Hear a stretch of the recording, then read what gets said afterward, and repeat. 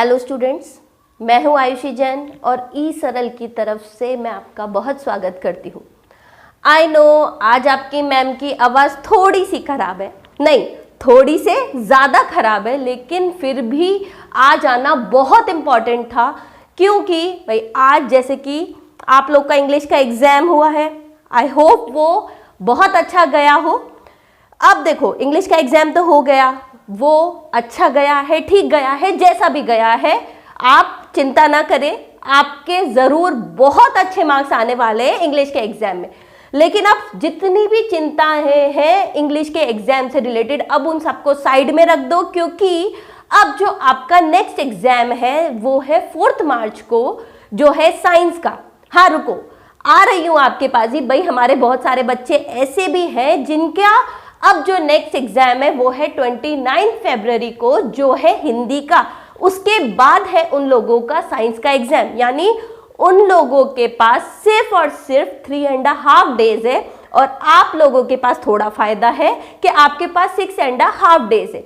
आज हम जो बच्चे हिंदी का एग्जाम देकर आएंगे वो उन 3.5 दिनों में कैसे अपना जो सिलेबस है वो कंप्लीट करेंगे उसकी भी बात करेंगे। साथ में आप लोग जिनके पास पूरे 6 दिन है वो अपना एग्जाम जो है साइंस का उसके लिए कैसे प्रिपेयर करेंगे, आज हम उसकी भी बात करेंगे। तो फटाफट से देखो, सबसे पहले जो आपका यूनिट वाइज वेटेज है उसकी मैं बात कर लेती हूँ, ज़्यादा बड़ा नहीं खींचूंगी वीडियो को। तो देखो इसमें सबसे ज़्यादा वेटेज है वो आता है आपका केमिस्ट्री के जो चैप्टर 1 to 5 है उसका सबसे ज़्यादा वेटेज होता है। नेक्स्ट जो आपका बायो होता है 6 to 9 चैप्टर का जो आता है वो है कितना 23 मार्क्स का। फिजिक्स ऑन टोटल मिला के फिजिक्स और केमिस्ट्री होता 25 का ही है, लेकिन इसमें आप अगर ध्यान से देखें तो देखो 10, 11 ये जो चैप्टर है सोलली इनका है कितना 12 मार्क्स का, और 12, 13 इफेक्ट ऑफ करंट जिसमें आता है आपका कौन सा मैग्नेटिक इफेक्ट ऑफ करंट, और बताओ और कौन सा, अरे इलेक्ट्रिसिटी वाला, तो वो आता है 13 मार्क्स का। मतलब आप सोचो ये जो 4 चैप्टर है वो कितने इंपॉर्टेंट है। इसके अलावा जो नेचुरल रिसोर्सेज है चैप्टर 14 to 16 वो आता है 7 मार्क्स का। तो अब देखो आप इसको कैसे प्रिपेयर करेंगे। देखिए आप लोग को पता है कि भाई अब जो नया पैटर्न आया है उसमें क्या है, 3 सेक्शन आएंगे। पहला सेक्शन आएगा ऑब्जेक्टिव 1 मार्क का, 14 क्वेश्चन आएंगे। भाई वो तो 1 मार्क के फटाफट से हो जाएंगे। नेक्स्ट जो सेक्शन बी है 3 मार्क्स का क्वेश्चन आएंगे, उसमें कितने भाई 15 से 24 क्वेश्चन आएंगे, वो 3 मार्क्स के होंगे। और जो नेक्स्ट आपका सेक्शन सी है उसमें 6 क्वेश्चन आएंगे जो होंगे 5 मार्क्स के। वो लेंदी वाले हैं, उनके आंसर्स आपको अच्छे से लिखने हैं, पॉइंट्स में लिखने हैं। अगर उनसे रिलेटेड आपको कोई भी डायग्राम पता है, फ्लो चार्ट पता है, किसी की वर्किंग पूछी है तो वो भी आपको फ्लो चार्ट में लिखनी है। डिफरेंस पूछा है तो टेबुलर फॉर्म में लिखना है। ये सब चीजें कैसे लिखनी है इसके बारे में मैं अपने प्रीवियस वीडियो में जो है how to write your science exam toppers copy से कंपेयर करके ऑलरेडी बता चुकी हूं, तो उसको भी एक बार देख लें कि कैसे आपको पेपर अटेम्प्ट करना है। अब बात करते हैं उन बच्चों की जिनका अब पेपर है नेक्स्ट कब 4 मार्च को, वो लोग कैसे इन 6 दिनों में अपना सिलेबस कंप्लीट करेंगे। तो देखो भाई आज का दिन तो निकल ही गया है, जैसा कि आप जानते हैं। अगर आपने आज के दिन कुछ पढ़ लिया है तो वो बहुत अच्छी बात है। आप अपने नेक्स्ट दिनों में वो टाइम अगले और चैप्टर को पहले से ही करके वो टाइम वैसे यूटिलाइज कर सकते हैं, ठीक है। तो भाई 27 फेब को जो कल है आप ये ध्यान रखना कि भाई आपका टारगेट होना चाहिए, एक तो आप चैप्टर 14 को कंप्लीट कर लो, उसके साथ में जो केमिस्ट्री के चैप्टर नंबर 1, 2, 3 है उसको कंप्लीट कर लो। देखो चैप्टर 14 इसलिए कि भाई 14 फटाफट से हो जाएगा। चैप्टर 1, 2 और 3 केमिस्ट्री का जो है भाई उसमें स्टार्टिंग का जो चैप्टर है वो थोड़ा टाइम टेकिंग हो सकता है, तो इसलिए उस दिन भाई चैप्टर 1, 2, 3 कर लो। नेक्स्ट जो है 28 फेब को उस दिन चैप्टर 15 आपको करना है, और साथ में चैप्टर 4 और 5। आप सोच रहे होंगे यहाँ इस दिन मैम ने सिर्फ 3 चैप्टर दिए। सिर्फ 3 इसलिए दिए हैं क्योंकि एक जो चैप्टर है कार्बन एंड कंपाउंड्स उसमें बच्चों को जनरली दिक्कत आती है, वो करने में बच्चों को टाइम लगता है और वो इंपॉर्टेंट भी है बच्चों, उसमें से काफ़ी क्वेश्चन आते हैं, तो उस चैप्टर को आपको बहुत अच्छे से करना है।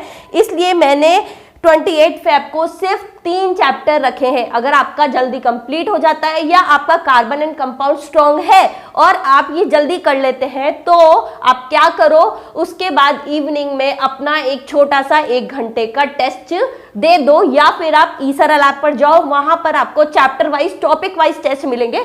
आप तो हर टॉपिक का जो टॉपिक हो गया उसका आप टेस्ट दे दो, ठीक है। नेक्स्ट है 29 फेब को, उस दिन आपको करना है चैप्टर 16 और चैप्टर 6 to 8। अब आ गए हम बायो पे। इस दिन भी ये 4 चैप्टर, इसलिए भाई चैप्टर 6 आपका जो है वो बायो का चैप्टर है, लाइफ प्रोसेस। उसमें आपको सारे डायग्राम भी प्रैक्टिस करने हैं, तो वो थोड़ा सा आपके लिए टाइम टेकिंग हो सकता है। डायग्राम को प्रैक्टिस जरूर करना है, ठीक है। नेक्स्ट 1 मार्च को, इस दिन आपको चैप्टर 9, 10, 11, 12 मतलब फिजिक्स के सारे चैप्टर करने हैं। मतलब 3 चैप्टर है फिजिक्स के और एक ये जो चैप्टर 9 है आपका बायो का चैप्टर है। नेक्स्ट 2 मार्च को जो चैप्टर 13 आपका बच गया है वो, और उसके साथ साथ 2 सैंपल पेपर 3 आवर्स की सेटिंग में करना है, ठीक है। नेक्स्ट 3 मार्च को आपको क्या करना है, एक तो आपका 2020 का जो सैंपल पेपर है वो सॉल्व करना है, वही 3 आवर्स की सेटिंग में, और साथ में भाई आपने जो ये 15 चैप्टर्स जो आपने ये 16 चैप्टर्स पढ़ लिए उन पूरे 16 चैप्टर को रिवाइज करना है, ठीक है। उसके बाद रात को अच्छी सी स्लीप लेनी है 8 आवर्स की, वो इंपॉर्टेंट है हर बच्चों के लिए, ठीक है। उसके बाद अगले दिन उठना है, पेपर दे के आना है।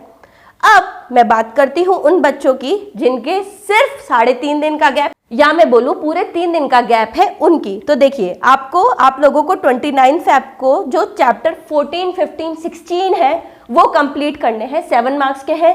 ये तीनों चैप्टर थ्योरेटिकल है, बहुत जल्दी हो जाएंगे। आधा दिन है, रिलैक्स करो, 1 घंटा सो आराम से। उसके बाद 5 बजे अगर आप पढ़ने बैठते हो, 5 बजे भी, तो भी ये चैप्टर तीनों आराम से आपके कंप्लीट हो सकते हैं। नेक्स्ट 1 मार्च को आपको करने हैं चैप्टर 10 to 13 और चैप्टर 8 and 9। नेक्स्ट 2 मार्च को करना है आपको चैप्टर 1 to 7। थोड़ा ज्यादा है लेकिन करना पड़ेगा भाई, ये बोर्ड है, करना तो पड़ेगा। साथ साथ में डायग्राम्स की प्रैक्टिस भी अच्छे से करनी है। नेक्स्ट 3 मार्च को आपको रिवीजन करना है और सैंपल पेपर सॉल्व करने हैं, एटलीस्ट 2 to 3 सैंपल पेपर, जिसमें से एक 2020 का जो सैंपल पेपर है वो तो आपको करना ही है। तो इस तरह आपको इन सब दिनों में ये चैप्टर्स कंप्लीट करने हैं। आई होप आपको इससे फायदा मिला होगा। एक दिमाग में स्ट्रैटेजी बन गई कि हाँ, एक दिन का सुबह का टारगेट लूंगा, आज के दिन मेरे को ये चैप्टर कंप्लीट करना है और मैं कर लूंगा, ठीक है बच्चों। तो ऑल द बेस्ट आपके साइंस के एग्जाम के लिए, फोड़ के आना, ठीक है। Thank you.